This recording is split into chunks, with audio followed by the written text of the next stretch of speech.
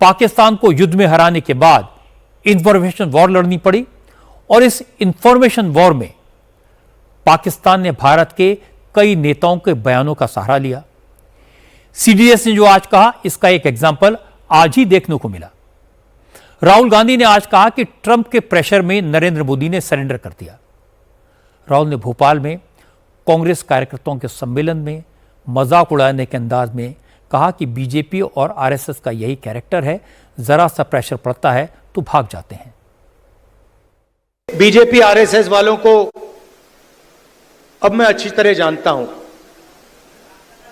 इन पर थोड़ा सा दबाव डालो, थोड़ा सा धक्का मारो, डर के भाग जाते हैं ये लोग।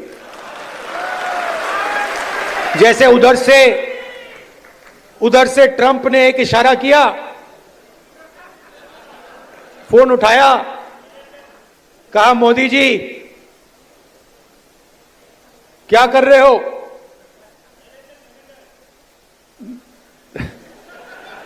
नरेंद्र सरेंडर,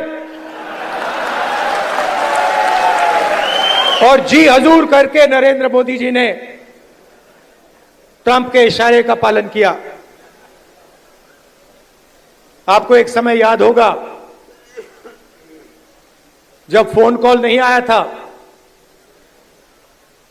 7th फ्लीट आई थी, 71 की लड़ाई में 7th फ्लीट आई थी, हथियार आए थे, एयरक्राफ्ट कैरियर आया था। इंदिरा गांधी जी ने कहा मुझे कुछ जो करना है मैं करूंगी।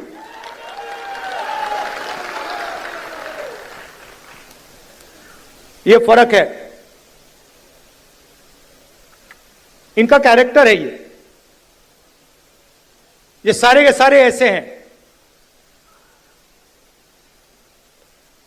आजादी के समय से सरेंडर वाली चिट्ठी लिखने की आदत है। 1 सेकंड में थोड़ा सा दबाव पड़े, भैया ये लो।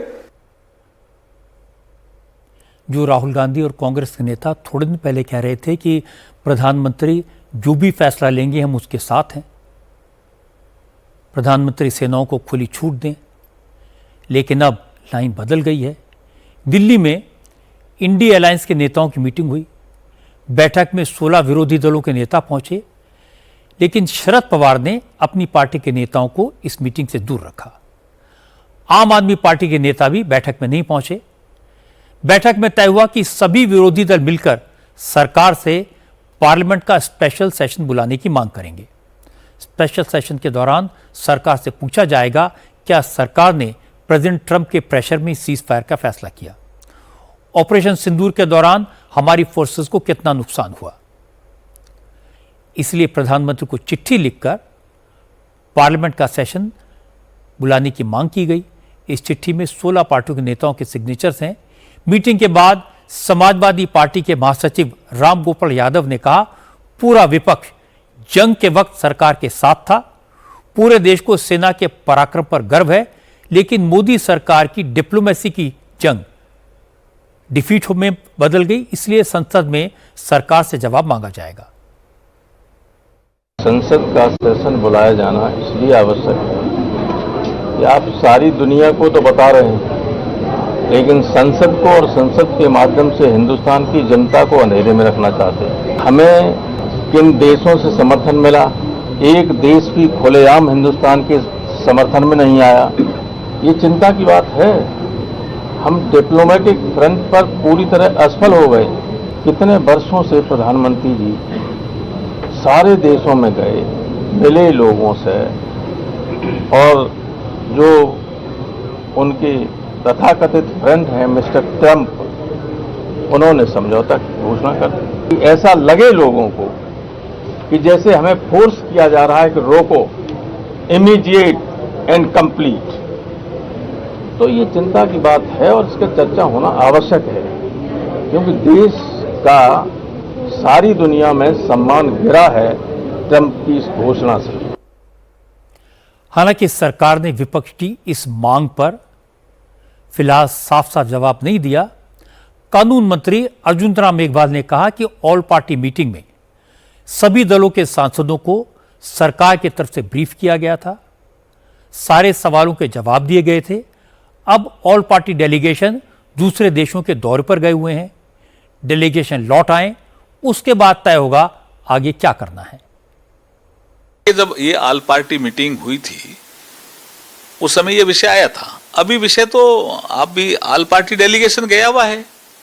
ऑल पार्टी डेलीगेशन ही अपना आप में बहुत बड़ी बात है। सभी दलों के लोग उसमें जुड़े हुए हैं, अनुभवी लोग जुड़े हुए हैं, और वो जब आ जाएंगे, उनकी रिपोर्ट आएगी, तो उसके बाद क्या परिस्थितियां बनती है आपको बताएंगे। ऑपरेशन सिंदूर को लेकर विपक्ष के जो सवाल उठ रहे हैं उनसे पाकिस्तान खूब फायदा उठा रहा है।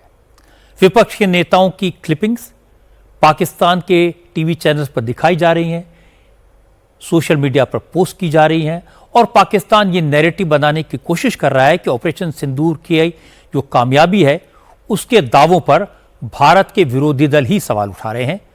मोदी सरकार को घेरने के लिए पार्लियामेंट का स्पेशल सेशन बुलाने की मांग कर रहे हैं। अब हिंदुस्तान में यह बहस शुरू हो गई है कि मोदी जो है ये पाकिस्तान के लिए ज्यादा खतरनाक है या भारत के लिए ज्यादा खतरनाक है, और इसीलिए भारत की जो ऑपोजिशन है वो मुतालबा कर रही है कि ये जो चीफ ऑफ डिफेंस स्टाफ है जनरल अनिल चौहान, इसने जो एतराफ किया है, इसके बाद भारत की जो पार्लियामेंट है उसका इजलास बुला के उस पर बहस होनी चाहिए। क्या कह रही है भारत की ऑपोजिशन, जरा सुने। अरसे से कांग्रेस पार्टी लगातार ये मांग कर रही है कि एक विशेष सत्र बुलाया जाए। 1962 के युद्ध के दौरान बुलाया जा सकता था, अब युद्ध के अंत में भी नहीं बुलाया जा रहा। ये बड़ी हैरानी की बात है। और अब चीफ ऑफ डिफेंस स्टाफ ने खुद सिंगापुर में ये बोला है कि हमारे जहाज गिरे। बहुत बहुत चिंता का विषय है, बहुत सवाल खड़े होते हैं, और ये राजनीतिक नेतृत्व को अब सामने आना पड़ेगा। आज पंजाब के मुख्यमंत्री भगवंत मान ने ऐसा बयान दिया जिसे पाकिस्तान में खूब सर्कुलेट किया जाएगा। भगवंत मान ने कहा, ऑपरेशन सिंदूर के बाद बीजेपी घर घर सिंदूर बांटने का कैंपेन कर रही है। यह सिंदूर का मजाक है। क्या देश में वन नेशन वन हस्बैंड की स्कीम चल रही है? संदूर ਦਾ ਜਿਹੜਾ ਮਜ਼ਾਕ ਉੱਡਿਆ ਉਹ ਨਹੀਂ ਦੇਖਿਆ ਤੁਸੀਂ ਵੀ ਮਤਲਬ ਅਸੀਂ ਸੰਦੂਰ ਵੀ ਭੇਜਾਂਗੇ ਹਰ ਘਰ ਚ, ਤੁਹਾਡੇ ਘਰੇ ਆਊਗਾ, ਫਿਰ ਤੂੰ ਲਾ ਲੇਗਾ, ਫਿਰ ਕਹਿ ਦੇਗਾ ਵੀ ਆ ਲੈ ਮੋਦੀ ਦੇ ਨਾਂ ਦਾ ਸੰਦੂਰ ਲਾ ਲਾ। ਇੱਕ वन नेशन वन हस्बैंड ਇਹ स्कीम है। भगवंत मान हो या राहुल गांधी, ये ऐसे नेता हैं जो संवैधानिक पदों पर बैठे हैं लेकिन हर वक्त कॉमेडियन के रोल में रहते हैं, इसलिए इनके बयानों को कोई गंभीरता से नहीं लेता। विरोधी दलों के नेता संसद का विशेष सत्र क्यों बुलाना चाहते हैं? इस सबको पता है वो संसद में हमारी सेना की शौर्य गाथा नहीं सुनेंगे। वो तो प्रधानमंत्री मोदी से सवाल पूछकर हीरो बनने की कोशिश करेंगे। वो कहेंगे मोदी ने ट्रंप के सामने सरेंडर कर दिया। वो कहेंगे मोदी की डिप्लोमेसी फेल हो गई, भारत पूरी दुनिया में आइसोलेट हो गया। वो सेना की तारीफ करेंगे और सेना को खुली छूट देने वाले को कायर कहेंगे। वो सेना का गुणगान करेंगे लेकिन सेना के हाथ मजबूत करने वाले प्रधानमंत्री का अपमान करेंगे। सवाल यह है, क्या यह सब करने से देश का फायदा होगा? क्या यह सब कहने से हमारी फौज का हौसला बढ़ेगा, या इससे सिर्फ उन नेताओं की ईगो सेटिस्फाई होगी जो मोदी से परेशान है? जहां तक ट्रंप के कहने पर सरेंडर करने का सवाल है तो उसका जवाब आज भी सीडीएस अनिल चौहान ने दिया। पहले भी आर्मी ने बताया था, विदेश मंत्री ने बताया है, और प्रधानमंत्री ने कई बार कहा कि ऑपरेशन सिंदूर रोकने का फैसला पाकिस्तान के डीजीएमओ की रिक्वेस्ट पर किया गया। और इसका जवाब तो सलमान खुर्शीद और शशि थरूर भी दे चुके हैं। लेकिन राहुल गांधी और उनकी पार्टी के लोग न शशि थरूर की बात सुनना चाहते हैं न सलमान खुर्शीद की। ये दोनों कांग्रेस की सरकारों में विदेश मंत्री रह चुके हैं, विदेश नीति के जानकार हैं, लेकिन इनकी बातें आजकल राहुल गांधी को सूट नहीं करती।